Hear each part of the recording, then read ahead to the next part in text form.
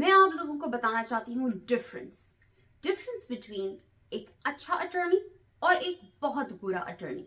हमारे सामने इन दो टाइप के अटर्नीज की एग्जाम्पल्स मौजूद हैं। यूजुअली अटर्नीज जो होते हैं वो इतने ओपनली आते नहीं हैं सामने। उनकी बातचीत जो होती है वो कोर्ट रूम में होती है।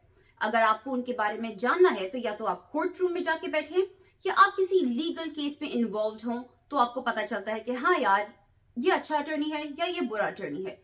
या फिर आपका कोई रिश्तेदार लीगल केस में इन्वॉल्व हो और वो आपको बताए कि हाँ भाई इस वजह से दूर रहना, ये फंसा देता है। ठीक है, लेकिन यहाँ पर ये दो अटर्नीज जो हैं ये हमारे सामने आते रहते हैं, हमारे सामने बातें होती रहती हैं इनकी, हम सुनते रहते हैं इनको अमूमन। एक का यूट्यूब चैनल है अपना, वो प्रैक्टिसिंग अटर्नी है लेकिन वो एक शौकिया यूट्यूबर भी हैं। दूसरे साहब जो हैं उनका अपना यूट्यूब चैनल नहीं है, फिलहाल नहीं है। वो कहते हैं मुझे कोई लालच नहीं है, मैं कभी भी अपना यूट्यूब चैनल तो बनाऊंगा नहीं, लेकिन वो फिर भी टाइम निकाल कर रोजाना आते हैं लाइव पे 2-2 घंटे। वीडियोस तो मैंने बहुत सारी देखी हैं जिनके मैं एग्जांपल्स आपको दे सकती हूँ।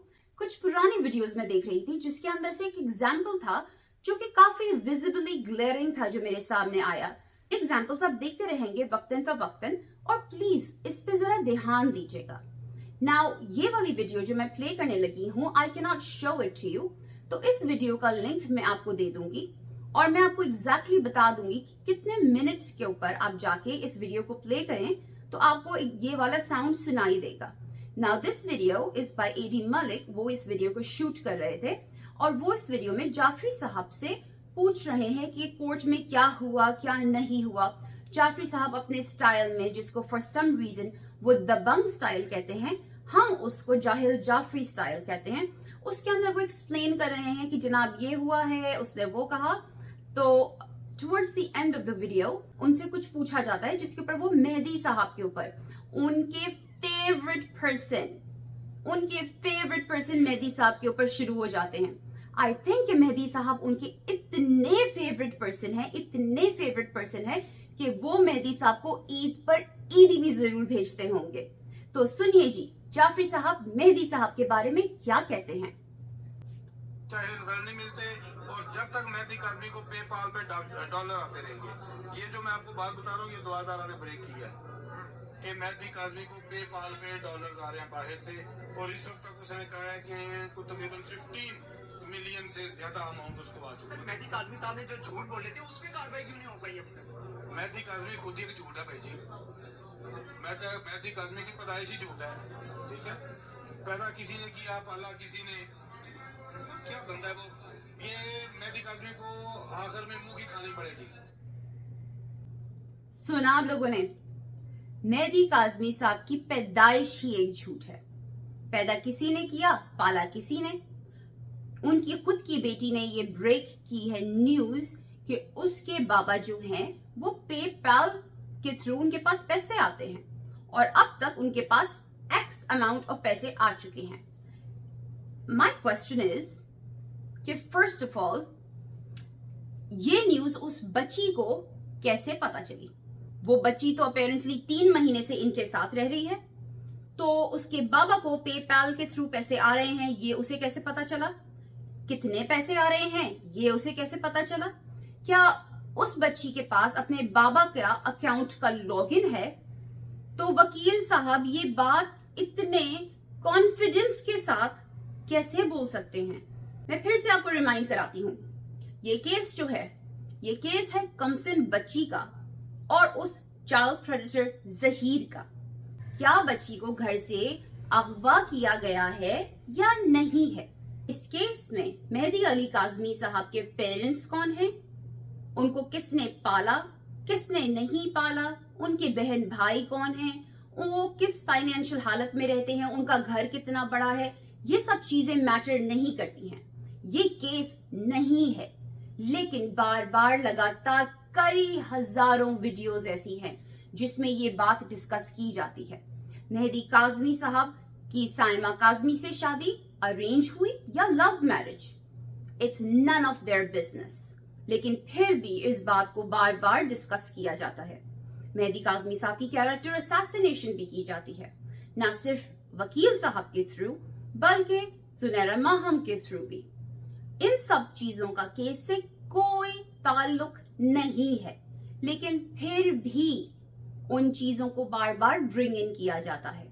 क्यों? Now let me give you an example of a good attorney. ये वीडियो है लीगल ईगल्स के अटर्नी अहमद शेर जट साहब की। इस वीडियो का लिंक भी मैं आपको डिस्क्रिप्शन बॉक्स में दे दूंगी। इस वीडियो का भी मैं आपको बता दूंगी कि कहां जाके आपने टुवर्ड्स द एंड सुनना है। वैसे तो अहमद शेर जट साहब जो हैं वो अपनी हर वीडियो के अंदर अवाम को केस के बारे में बहुत अच्छी तरह से समझाने की कोशिश करते हैं। जितनी भी कंट्रोवर्सीज आती हैं वो उसको लीगल पॉइंट ऑफ व्यू से उसको एनालाइज करते हैं, उसको डाइसेक्ट करते हैं और हमें समझाने की कोशिश करते हैं कि ये लीगली इसमें हो सकता है और ये अफवाह है, ये सिर्फ एक गॉसिप है जो फैलाई जा रही है और इसके बारे में आप लोगों को परेशान नहीं होना है, क्योंकि ऑब्वियसली लोग जो हैं वो इन्वेस्टेड हैं इस केस के अंदर। लोगों को जिनको लॉ का नहीं पता है, जिनको लीगैलिटीज का नहीं पता है, वो परेशान हो जाते हैं, वो बातों में भी आ जाते हैं। तो वी आर ग्लैड के वी हैव अहमद शेर जट जो कि अपना टाइम वॉलंटियरली दे रहे हैं इस केस को, और वो आके यूट्यूब का प्लेटफॉर्म यूज करके अवाम को इंफॉर्मेशन दे रहे हैं और अच्छी इंफॉर्मेशन दे रहे हैं, ना सिर्फ इस केस के बारे में बल्कि और भी। अगर आप उनका लीगल ईगल्स का यूट्यूब चैनल चेक करें तो उसमें और भी बहुत सी चीजों के बारे में बहुत जबरदस्त इंफॉर्मेशन मौजूद है। तो अहमद शेर जट जो हैं ये एक सेशन कर रहे हैं किसी और शख्स के साथ जो कि एक न्यूज एंकर हैं आई गेस। तो वो उनसे बैक एंड फोर्थ डिस्कस कर रहे हैं आई गेस वो बेडरूम टूर की वीडियो को और अदालत में क्या हुआ उन सारी चीजों को। तो towards the end of the video वो लोगों के सवालात लेते हैं जो लाइव चैट में हो रहे होते हैं। हर चीज का वो जवाब बहुत ही तमीज से और टू द पॉइंट देते हैं बगैर किसी की भी इंसल्ट किए हुए, जिसमें से लोग उनसे बहुत सारे सवाल जहीर की मदर के बारे में पूछते हैं। वो रिस्पेक्टफुली नूर बीबी के कैरेक्टर असैसिनेशन करे बगैर बहुत ही रिस्पेक्टफुली उनके बारे में जवाब देते हैं लीगल पॉइंट ऑफ व्यू से। वो अपना पॉइंट भी बताते हैं कि हाँ जी इनको होना चाहिए, इनके ऊपर तो CDR निकली हुई है, इनको होना चाहिए। आप जाके सिंध पुलिस से पूछिए, आप डायरेक्टली उनको क्वेश्चन करें कि ये क्यों अभी तक बाहर हैं, ये अरेस्टेड क्यों नहीं है।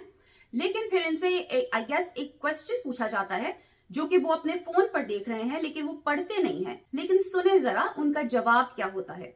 उनके जवाब से एटलीस्ट मुझे तो अंदाजा हो रहा है कि उनसे सवाल किसके बारे में किया गया होगा। So let's hear it. Case के ऊपर फोकस किया करें। ये जो आप लोग निकल जाते हैं ना वो फलां के ऊपर भी कार्रवाई करते हैं, फलां के ऊपर भी करते हैं, तो हमें केस के ऊपर फोकस करना चाहिए। इन चीजों से गुरेज किया करें, इसके ऊपर पॉजिटिवली फोकस किया करें, इससे रेलेवेंट सवाल किया करें।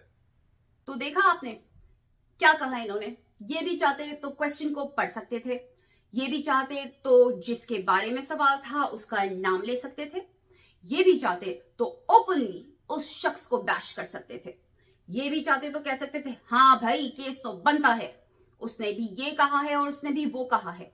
लेकिन नहीं, ये फिलहाल लीगल पॉइंट ऑफ व्यू से एक लीगल केस को डिस्कस कर रहे थे, तो इन्होंने बात वहीं तक ही रखी और डिसेंटली अपनी बात करी और अपना लाइव सेशन खत्म कर दिया।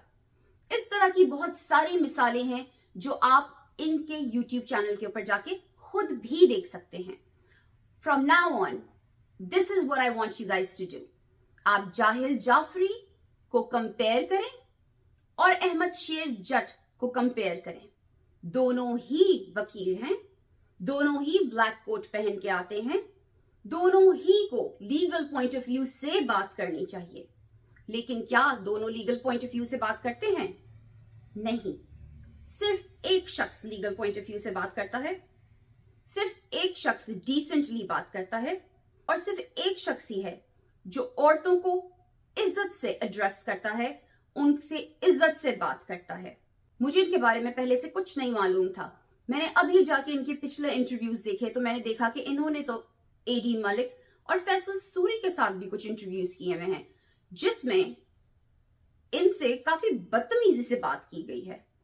इन्होंने अपने आप को बहुत अच्छी तरह से डिफेंड किया, इससे भी अच्छी तरीके से डिफेंड कर सकते थे।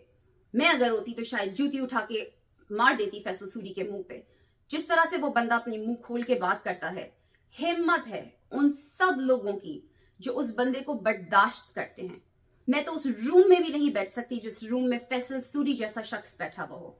लेकिन अहमद शेर जज साहब ने उस घटिया आदमी की भी कॉन्वर्सेशन बर्दाश्त की। वो जिस तरह से उनसे बात कर रहा था, उन्होंने उन सारी बातों का डिसेंटली जवाब भी देने की कोशिश की। एडी मलिक जैसे स्टूपिड बंदे के भी सवालात का जवाब देने की कोशिश की, उन्हें बल्कि कन्विंस करने की कोशिश की अपने नैरेटिव के ऊपर। तो yes, that is the difference between a good attorney and a bad attorney. जाहिल जाफरी जैसे लोग जो होते हैं वो गालियों पे उतर आते हैं, वो दूसरों की कैरेक्टर असैसिनेशन पे उतर आते हैं, वो दूसरों को बेइज्जत करने पे उतर आते हैं, क्योंकि उनके पास देने के लिए, बताने के लिए, बोलने के लिए सॉलिड आर्ग्यूमेंट्स ही नहीं होते हैं। तो आई एम ग्लैड कि हमारे पास एक ऐसे अटर्नी हैं जो कि अपना कीमती वक्त निकालते हैं, यूट्यूबिंग करते हैं और हम लोगों को समझाते हैं कि ये केस असल में है क्या।